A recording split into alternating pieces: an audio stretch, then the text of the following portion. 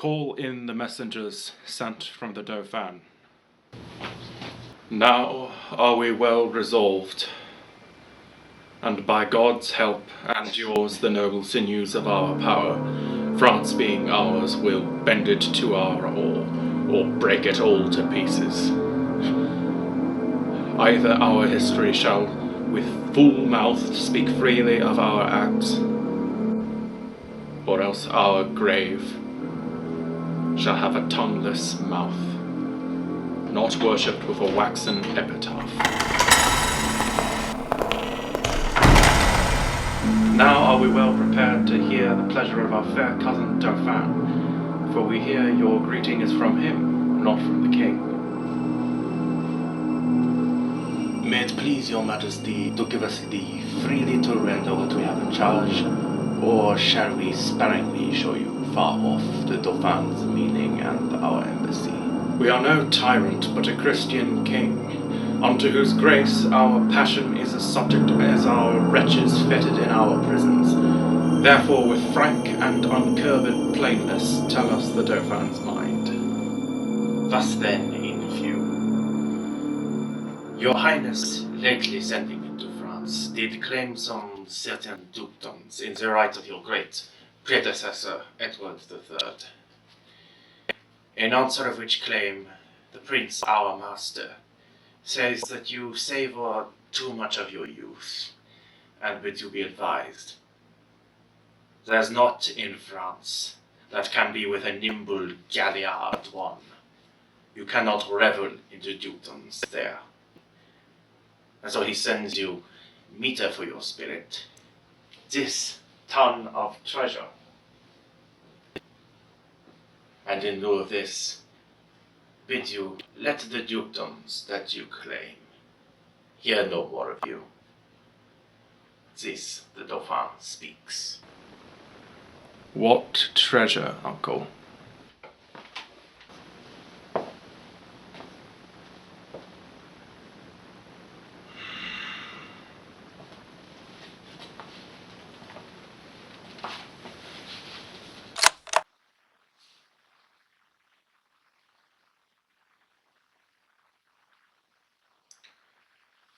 Tennis balls, my liege. We are glad the Dauphin is so pleasant with us.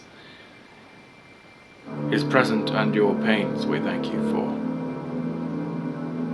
Would we have matched our rackets to these balls, we will in France by God's grace play a set shall strike his father's crown into the hazard.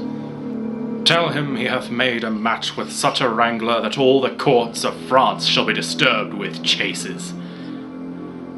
And we understand him well, how he comes o'er us with our wilder days, not measuring what use we made of them. But tell the Dauphin I will keep my state, be like a king, and show my sail of greatness when I do rouse me in my throne of France, and there I shall rise with so full a glory that shall dazzle all the eyes of France, yea, strike the Dauphin blind to look on us. And tell the pleasant prince, this mock of his hath turned his balls to gunstones, and his soul shall stand sore charged with the wasteful vengeance that shall fly with them.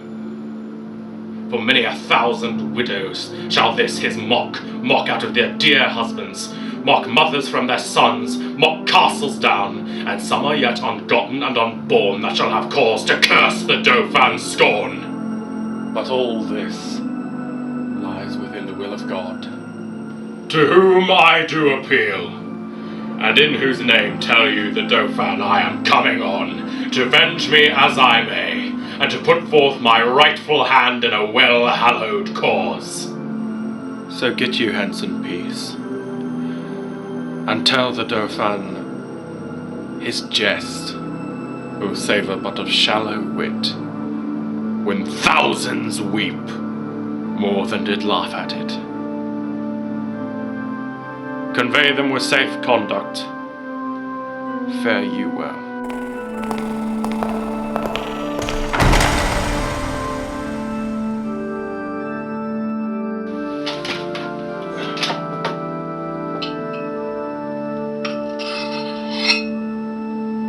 a merry message.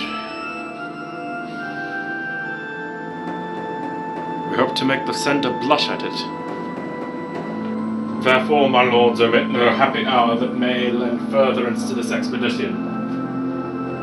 For we now have no thought in us but France, save those to God that run before our business.